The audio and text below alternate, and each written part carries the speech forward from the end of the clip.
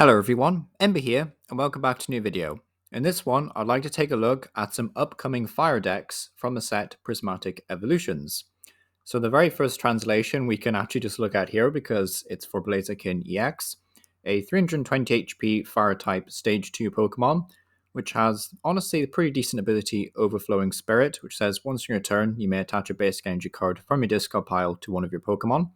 And then Burning Assault for a Fire Colorless does 200 damage, and during your next turn, this Pokemon can't attack. So, definitely not better than Charizard, I would say, but still just a very solid Pokemon and decent energy acceleration overall. And certainly one of the most playable Blaziken cards we've had in recent years. So, yeah, definitely a win in my book. But as for some other translations, we have the new Flareon EX, which for a Fire Colorless, Burning Charge does 130 damage, and you get to search your deck for up to 2 base energy cards and attach them to one of your Pokemon, then shuffle your deck. Honestly, pretty good for powering up the likes of this Regigigas, but also just other Flareons in general. Because its other attack, Carnaline, I think it's pronounced, for a Fire, Water, Lightning, does 280 damage, which is an awful lot, especially now that, VMAXs and some Stage 2 Pokemon might be slowly phased out of the format. I mean, not really, post-rotation. Like, we kind of lose Gardevoir. Charizard probably sticks around. Dragapult probably sticks around, I'm guessing. But, 280 is still a lot of damage, that aside. But during your next turns, Pokemon can't attack, but of course we can just switch out. So yeah, definitely a very solid card overall. Also got this Regigigas, which for 4 colorless energy, Dual Break does 100 damage, which is sad news for GLC players. But if your opponent's active Pokemon is a Terra Pokemon, this attack does 230 more damage. So just straight up one-shots any Terra Pokemon in the game, which is scary. So yeah, Regigigas, very powerful. Also got this new Jolteon EX, which is just part of a Flareon EX deck list. Has the attack Flash Spear, which does 60 damage, and then you can discard up 2 basic energy cards from your bench Pokemon, and you do 90 more damage for each card you discarded in this way. So just if you happen to have damaged Flareons on the bench with energy, and you don't want to attack with them, you just want to attack with a fresh new attacker, then Flash Spear can be quite good. Also means you get to hit for lightning weakness. So yeah, seems pretty solid overall. But the first list that we can take a look at here is going to be a Blaziken list. And I say Blaziken because it is a 2-2 line, but it's also a Slaking EX deck, which is really cool. Like, Slaking's not a Pokemon you see very often in the TCG. So it's nice to see Slaking getting some kind of representation. Also playing Terrapagos to exploit the Noctowl engine, which is really cool. Also get to use things like Fan Rotom. So it is as much a Terrapagos deck as it is a Blaziken and Slaking deck.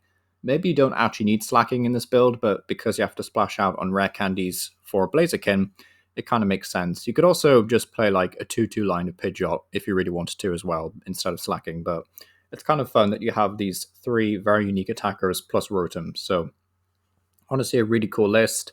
None of your major Pokemon rotate aside from Radiant Greninja, so that's also really cool.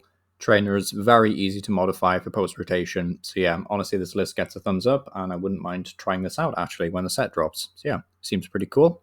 Also playing Maximum Belt, favorite ace spec, so yeah, pretty cool.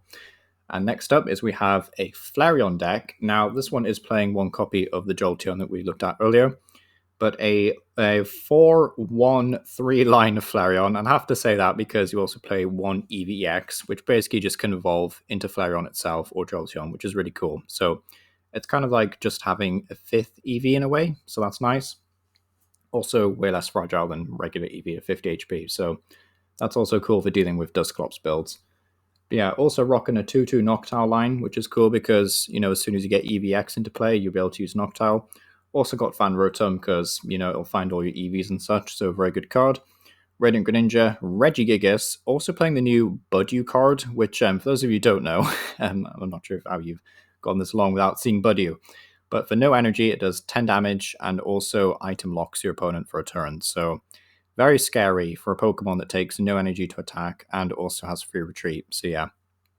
Budew just helps you kind of get into the game, especially if you whiff an energy on an EV, because, of course, like Flareon and then Jolteon both need 2 energy to get going, so Budew honestly just makes a lot of sense in this deck. Also playing Maximum Belt, which is super interesting. I guess it allows you to one-shot stuff with Flareon and to that extent Jolteon as well.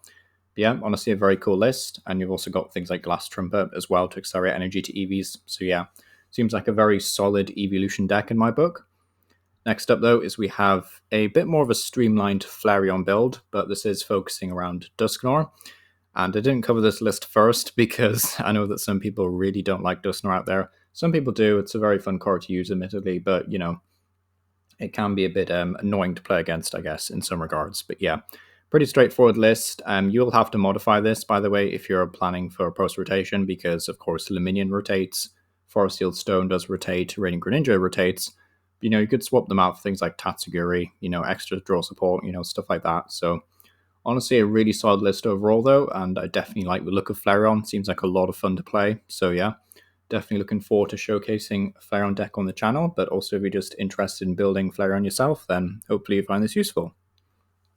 And then this last list, okay, I know this is kind of like stretching it a bit in terms of what counts as a fire deck, and I did feature this list as well, actually, in the Budew video, but I just wanted to showcase it again in case anyone hasn't seen that video, because it's just such a cool list. I've no idea how good this will be in practice, because of course it's got Budew as the main attacker, only doing 10 damage in item lock, but you do have Frostlass to stack damage, you've got Monkey Dory as well to spread another 3 damage counters, and then of course your main fire-type Pokemon in the deck, Radiant Charizard for late game. Sadly, post-rotation, you'll have to remove Charizard for Blood Moon Ursaluna, so it no longer becomes a fire deck in that regard. But yeah, still a very cool list, and I just thought it was, you know, fun and worth sharing. But yeah, that's kind of it for the deck list on that front. But yeah, thank you for watching. Let me know what you think down below. Do you think Blaziken and Flareon, I guess, have what it takes to compete in Standard? Honestly, I hope they do, because they're both really cool, you know. But yeah, thanks for watching, and yeah, hopefully see you next time. Thank you for watching.